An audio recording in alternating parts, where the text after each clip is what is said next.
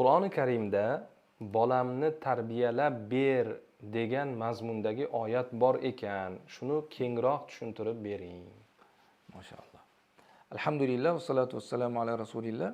Darhaqiqat Qur'oni Karimda Alloh subhanahu va taolo payg'ambarlar tillari bilan ularning hayotlaridagi bo'lgan voqealardan ayrimlarini zikr qilib keltirib, o'sha voqealarning orasida farzand tarbiyasiga payg'ambarlarning qanchalik e'tiborli va Alloh taologa ko'proq iltijo qilganliklarini misol qilib keltirgan. Jumladan payg'ambarlardan birlari Qur'oni Karimda Alloh subhanahu va taolo Saffat surasida Robbi habli minas solihin deb duo qilganlarini zikr qilgan. Ey Robbim, menga solihlardan ato etgin deb so'raganlari zikr qilingan.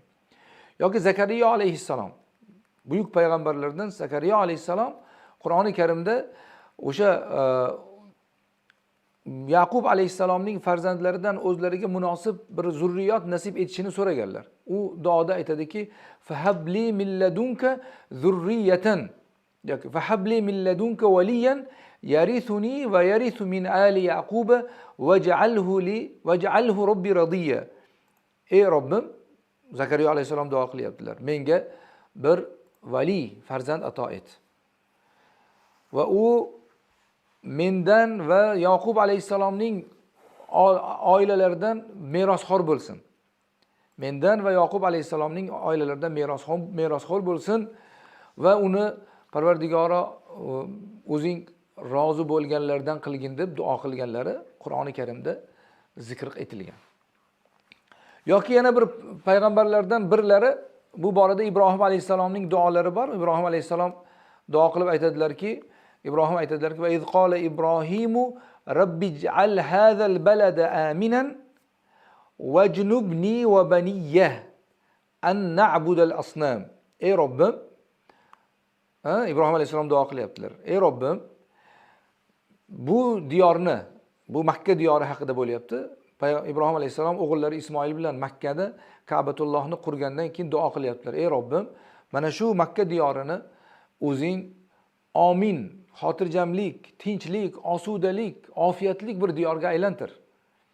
Meni va mening farzandlarimni butlarga ibodat qilishimizdan o'zing saqlagin deb duo qilganlari, demak farzand haqida duo qilishlik payg'ambarlardan meros ekanligini demak ko'ramiz.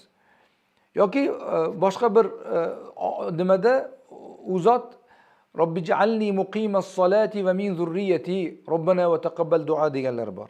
Ey Robbim, meni va mening zurriyotlarimni namozni barpo etuvchilardan qilgin.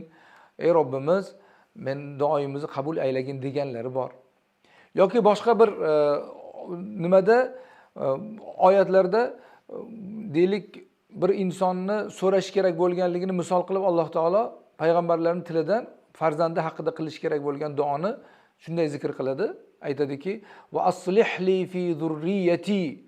Mana shu "va aslihli fi zurriyati" duosi, ey Robbim, meni farzandlarimni, zurriyotlarimni o'zing isloh qilgin deganning ma'nosi bu shuni bildiradiki, hattoki payg'ambarlar ham farzandining haqqiga tinimsiz duo qilishi kerakligi payg'ambarlarning hayotidagi voqealar bilan va ularning misolida keyingi ummatlarga namuna bo'lish uchun Alloh taolo zikr qilib o'tgan. Mana shunga o'xshagan boshqa oyatlar ham bor.